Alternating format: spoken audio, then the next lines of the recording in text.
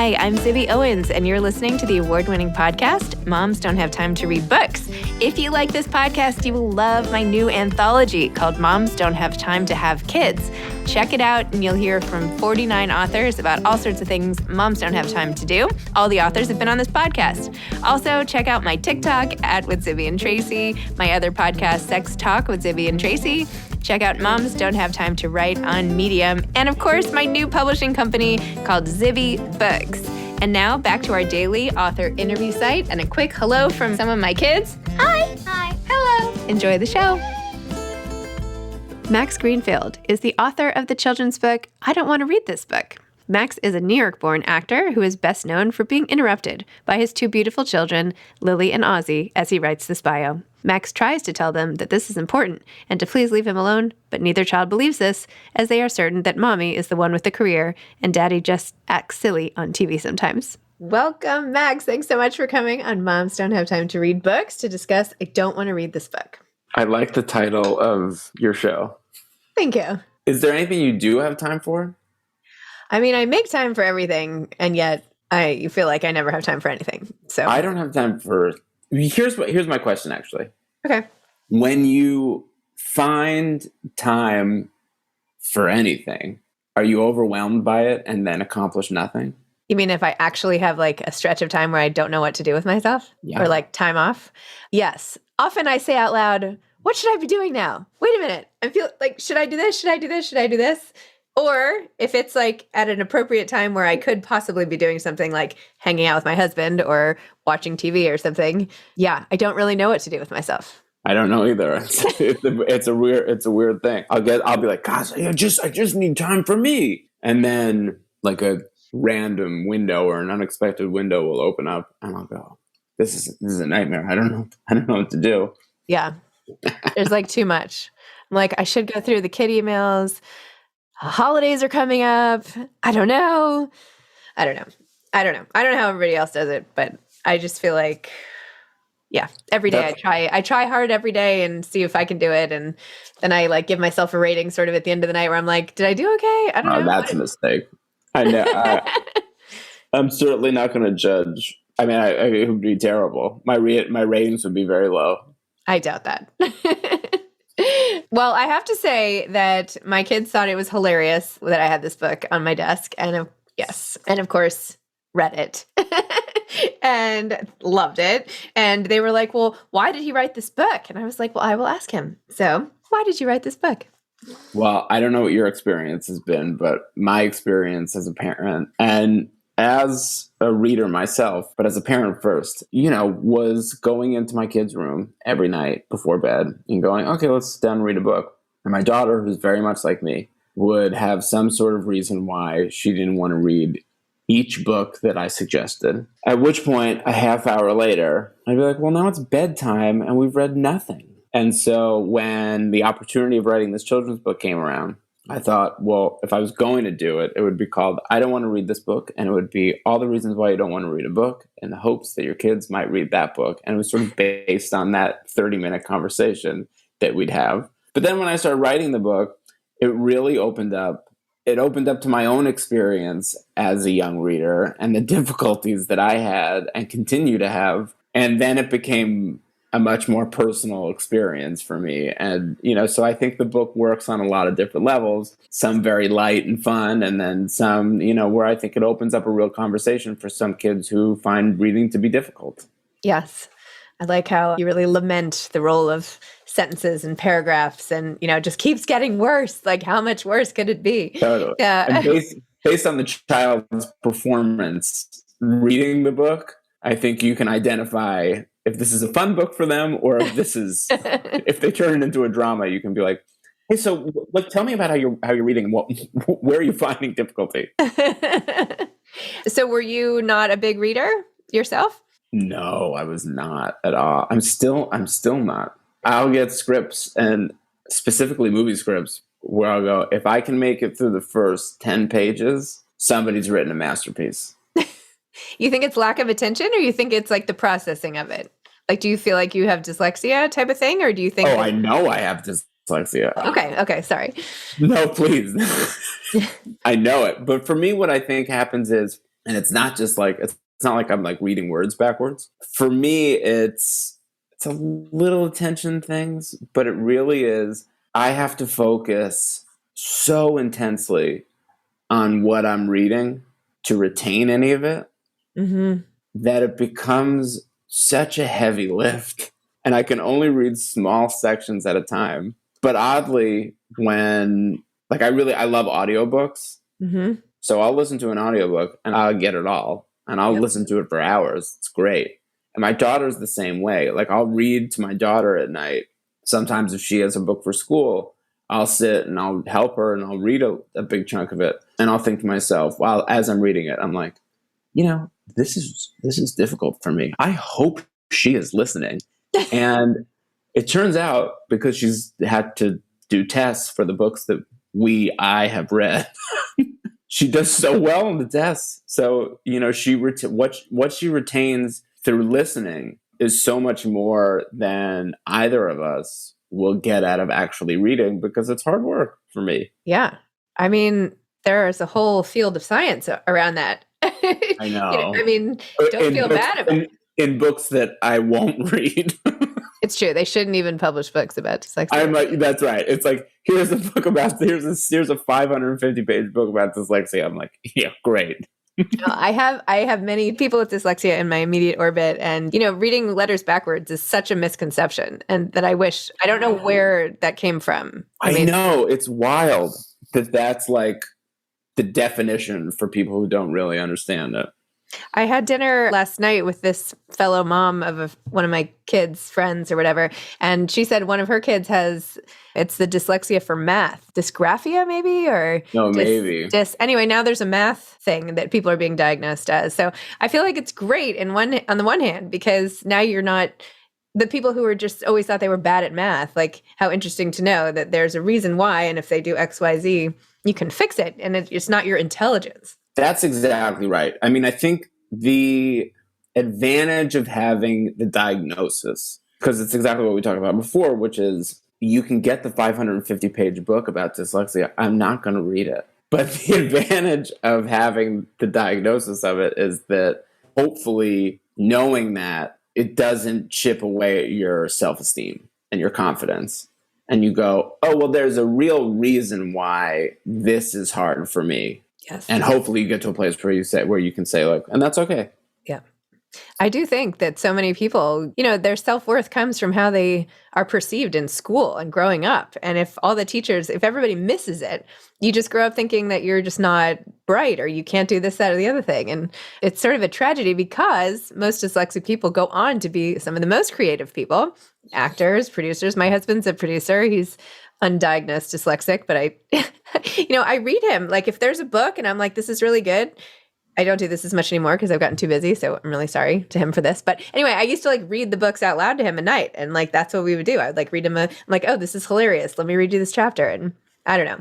I also think, and I'm totally off topic here of your book, but now I'm just chatting with you. It's really hard. You're right on topic. It's really hard in this email text world, right? Like, my husband, Kyle, gets so tired reading all these texts all the time, and his brain and his eyes. And by the end of the day, and meanwhile, I'm like, because it doesn't bother me at all. And it's very inconvenient.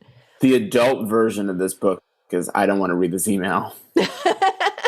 Are you going to do that? I should. You should. It should also be this format, though. For totally. Maybe a little smaller, but not a grown-up book. That's so funny. I love that. Yeah. Just be in the subject. I don't want to read this email. Blank. Yeah. You could have a whole thing on texting. You could have a whole, the whole, folders. Going back to what you were saying, though, I was trying to think, because it sparked something in me. I was like, you were talking about creative people being dyslexic? Yes. And I had it for a second and lost it. It's early. I'm sorry. I didn't have to do this early. I'm so sorry. No. So I remembered it. I had listened to a study that said one of the things that happens right around the age of 7, 8, and 9, right when you're learning to read, is that a child begins to compare themselves. They learn how to compare. It's sort of hits them where they're like, why is that child tall and does that mean I'm short? Yes. And it happens at the exact moment that they're starting to learn how to read. So to be able to look around a classroom and go, they've read 2 of the Harry Potter books and I can't get through a chapter. What's wrong with me? Mm-hmm.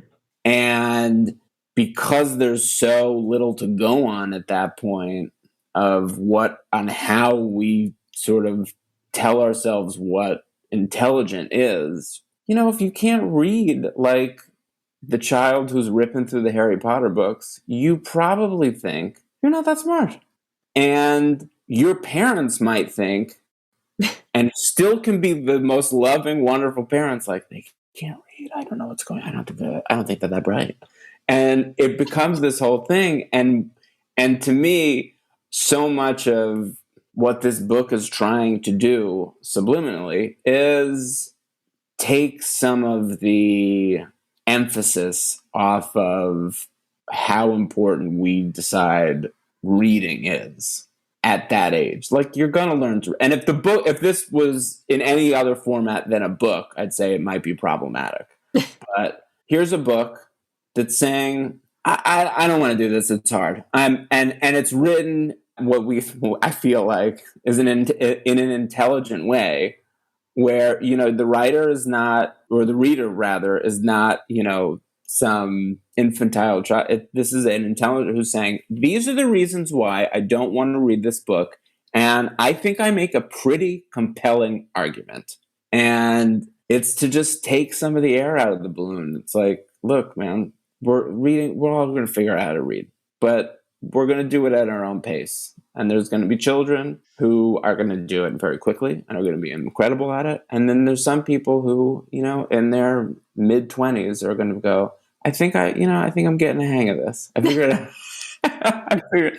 think I know how this works for me. I think you're right about the social comparison, and that's also the age when anxiety sets in. So I think it's a double whammy of like, you're comparing yourself and you're like, wait, now I'm short and I can't read, or whatever it is. And so then you're anxious about it. And then it comes. Well, yeah. Why do you think? I think that's probably why the anxiety creeps in. Yeah. Well, apparently it's like, that's developmentally when it happens, but forget all that. I'm not a scientist. I'm not. And I won't read the reports. Oh, that's funny. So does it affect your writing? Like, did you sit down and write this whole thing? Like, or is it more for you in reading? And tell me like what it was like writing this book. Yeah, sure. Well, it takes me, there's another book that's called I Don't Want to Write This Email that is a drama for me, because I think that's definitely how it affects me in terms of like how dyslexia affects me in terms of organizationally. Yep. Putting words together and shaping sentences and paragraphs. It is a nightmare. Yep. And that's why, so when they came to me about sort of the way the book came to be was, it was in the very beginning of the pandemic, and I was homeschooling my daughter, and we started posting some videos and stuff on Instagram that got a big response, and people loved them, and it was really nice. And we were doing it basically because we were so overwhelmed and terrified. And so we sent these videos out, and then we were getting these responses from first responders and from teachers who were saying, these videos are keeping us going. And then we were like, Lilly and I were like, this is so much pressure.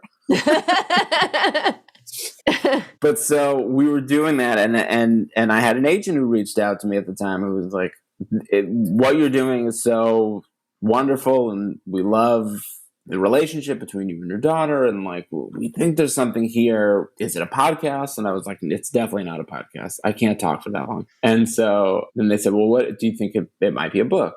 And I go, well, I cannot write a real book. And it's come up since, after having written this book, like, well, what if we extended it and you wrote? And I said, on a good day, you might convince me that it's a good idea. But when I actually try to sit down to do it, this is going to take me 15 to 20 years. And I'll still be like, I don't know. So organizing words is tough for me. Then he brought up the idea of, well, what about a picture book? And I said, I think I actually can make sense of that. And it really is the perfect format for me, because 40 pages, this format really makes sense, because I can move words around and I can play with it in a way in that small a space that feels very doable. That makes sense. Yeah. Well, I still think you should do the email book, and that maybe that won't take you that long. I feel like I'm tempted to do it and send it to you, and you could just use this. That's funny. So and did you get paired up with the illustrator? Yeah, it was a really wild process. I pitched this idea to an agent. He said he was going to take it out. And I thought, that's a bummer that's nothing's ever going to happen with that. And then a couple of days later, he was like, Penguin would like to make the book. And I had written some screenplays and some other things that had very different responses. I'm still waiting to hear on those. So all of a sudden we were tasked with writing the book, and then writing the book was this incredibly rewarding experience. I didn't write it with my daughter, but she was certainly a part of the writing process. Her friends were a part of it. Again, it was right in the middle of the pandemic. So there was a small group of kids in our neighborhood who would go on these bike rides and come back to our house and sit on the front lawn, and I would read them drafts of the book, and I'd go and they go it's okay. What about this part? And so it was great, and we had so much fun doing it. And then you give that over, and you find an illustrator that you think that might be right for it. And that illustrator then goes off and does whatever they want to it and makes it, and visually brings it to life. And I thought, you're going to really just have to let this go and let it become what it's supposed to become at this point. And we were so lucky to get Mike, and he exceeded every expectation of what I imagined this book would look like when it came to life. It's so cool. It really is. Because it's the only thing I was really adamant about was it needs to be readable. Yes. I want this to be a book that kids read. Yeah. And when we got to this part where it says chapter 2, I still don't want to read this book. All of a sudden my daughter was like, "What? It's a chapter book?" And I was like, "No, it's a joke. It's okay. Keep reading it. You're not reading a chapter book right now." No, the illustrations are amazing. They're amazing. It's really awesome. I actually have a children's book coming out in April from Penguin, also from right on. Penguin Random House. It's called Princess Charming, about a girl who can't find her thing, and then she realizes her thing is that she never gives up. Sort of loosely based on my daughter. So what's the it's called Princess Charming. There is actually another twist, but I won't give it away. But it's about a girl who can't find her thing, and then she realizes that her thing is that she never gives up.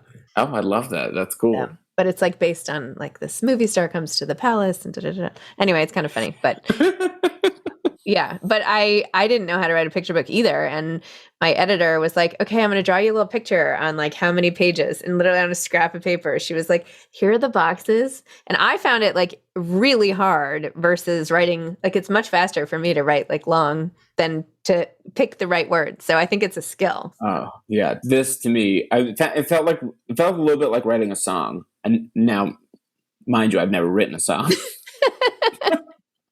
But if you were going to, it would be like this. But it felt like this as opposed to, this, and making it all sort of one. And the first page needs to relate to the last page. And it was just great. I had so much fun doing it. Song, a poem, whatever. Yeah. And my kids, by the way, like you, they have written this. I have a second one coming out. So I let them write the whole thing. So now they have crazy characters like Rainbow Theophilus, or I don't even know. So now my editor's like, "Oh, that's talk cool about that second book." And I'm like, she's like, "Kids have something to do with that." And I was like, maybe. So might need some edits. I love it. I need some edits to that. But, and in terms of your real job and stuff, what are you working on? What's your acting situation now? Are you on something currently? I'm trying to transition it to solely children's books. Okay. And just do those forever. I had so much fun doing it. No, I'm currently working on The Neighborhood on CBS, which is in its 4th season and going really well. Yeah. Awesome. Amazing. Yeah. Okay. So do you have any parting advice if anybody else out there was going to attempt to write a children's book? Oh, God. Well, I mean, it would be the same advice I give to anybody who's doing anything creative, is to, look at your own experience and pull from that. And it's very easy to write and create when you're doing so out of your own experience and what's truthful to you. I've made the mistake of thinking something's a good idea with having no experience base in that area at all, and just banging my head against the wall and being like this. I think this is a really good idea, but I don't know how to do it. But I think, like this book was such a wonderful thing to write because it was easy. It was based on my experience, not only as a parent, but as a reluctant reader myself. And I think it's probably the most honest and true content that I've ever produced. Amazing. Well, yes. And anything that can help that sort of selection issue late at night when nobody can find the right book and everything seems wrong. And even the book that was like 2 minutes before they wanted to read and then they changed their mind and you're never going to get them to bed. Having this in the toolkit is a welcome addition. So thank you for that. Totally. All right. Well, thank you for all your time today. This was really fun. Sorry, I feel like it just became like a conversation, but anyway, I had a great time. Anyway, thanks for the book, and we will be reading this even though we don't want to. So awesome. Thank you. All right. Take care. Good luck with school. Too. Okay. Bye. Thanks for listening to this episode of Moms Don't Have Time to Read Books. Don't forget to follow me on Instagram at Zibby Owens and at Moms Don't Have Time to Read Books. Also sign up for my newsletter at zibbyowens.com and sign up for my virtual book club and meet lots of authors on Zoom every other week. Thanks so much to Steve and Ryan at Texture Sound for the sound editing. And thank you to Morning Moon Productions for providing this fantastic intro and outro music.